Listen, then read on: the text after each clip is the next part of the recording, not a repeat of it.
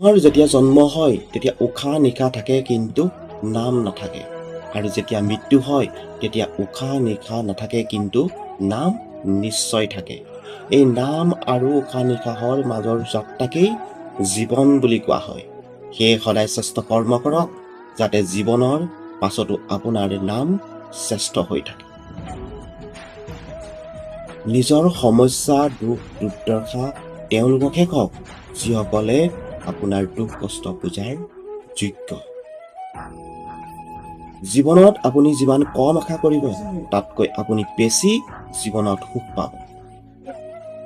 গছৰ ডালৰ পৰা সৰা পাতেও ইয়াকেই শিকায় যে যেতিয়া আপুনি কাৰোবাৰ বোজা হৈ পৰিব তেতিয়া আপোনজনেও আপোনাৰ পৰা আঁতৰি যাব।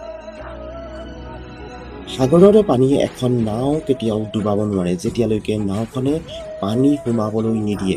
ঠিক তেনেকৈ পৃথিৱীৰ কোনো নেতিবাচক চিন্তাই আপোনাক নিম্নগামী কৰিব নোৱাৰে যেতিয়ালৈকে আপুনি আপোনাৰ মনত তাক স্থান নিদিয়ে।